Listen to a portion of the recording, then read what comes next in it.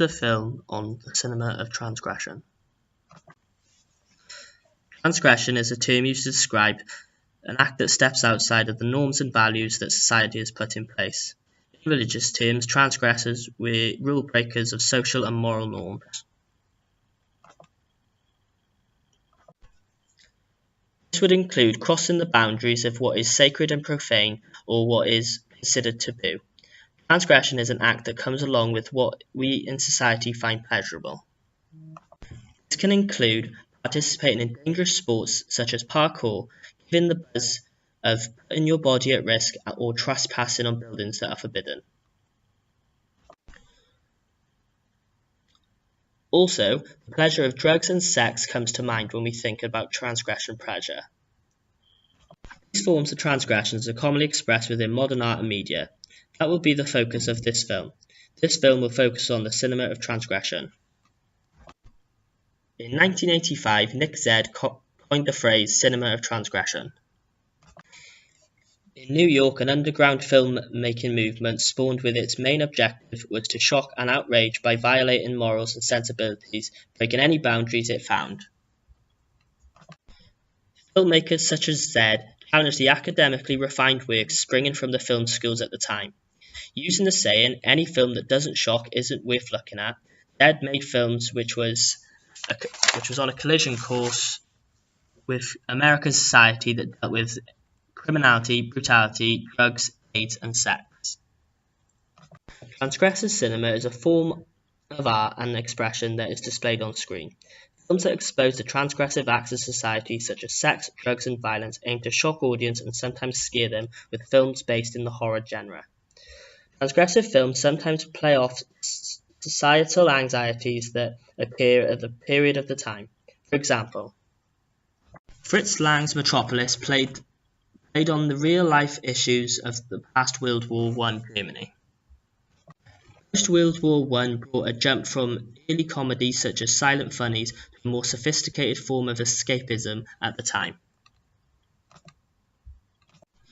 Metropolis was a film that reflected the change of modernism. Metropolis was used as a metaphor against the German powers, which highlighted their issues and the fears for the future of Germany. World War I Germany created a whole host of German expressionist films, and the atrocities of World War I manifested itself within the horror genre.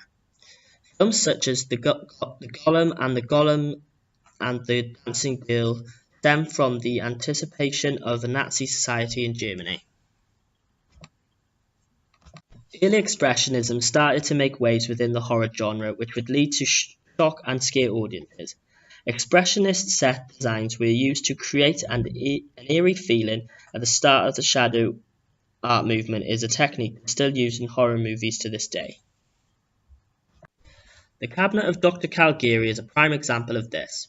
When Dr. Caligari and his zombie-like sleepwalker are unable to acquire a permit to perform at the fair, Dr. Caligari resorts to control Caesar to kill. The political representation of Dr. Caligari and Caesar is that Caligari is a German government and Caesar is the German soldiers, controlled by the government and trained to kill. The film is a landmark of cinematic artistry.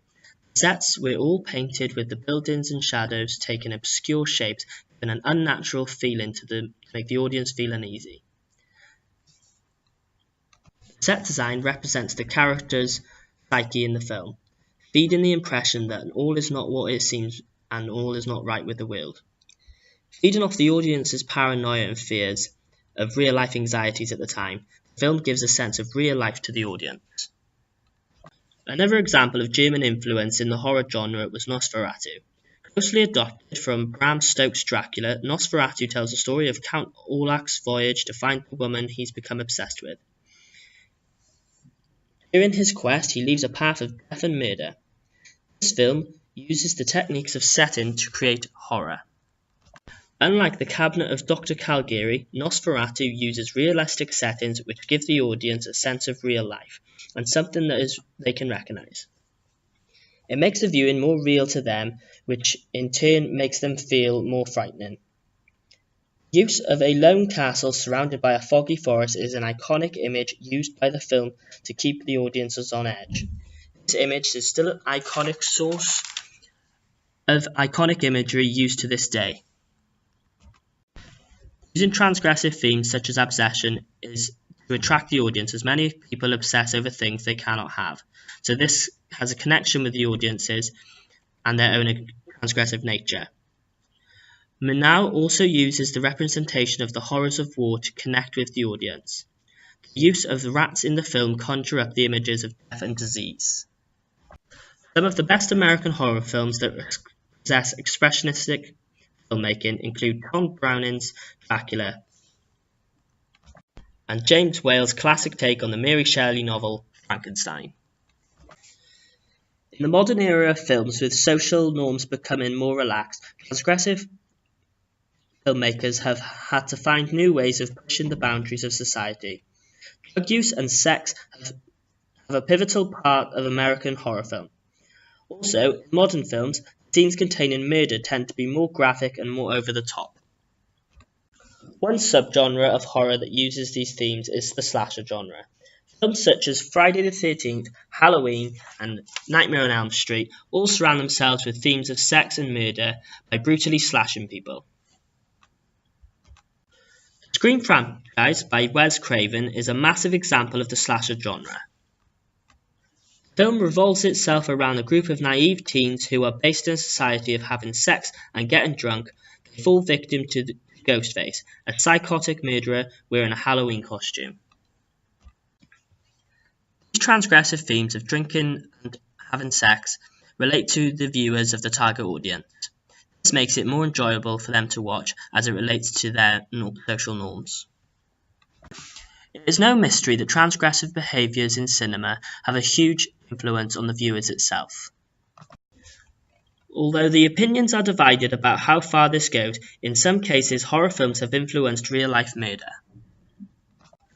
In 2001, Belgian lorry driver Thierry Jardin, aged 24, made 15-year-old girl Alison Cambier as his victim.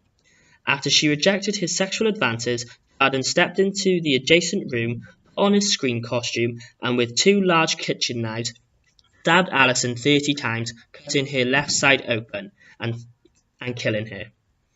He then placed her blood-soaked corpse on his bed, slipped a rose into her hand, and phoned his father and brother to confess.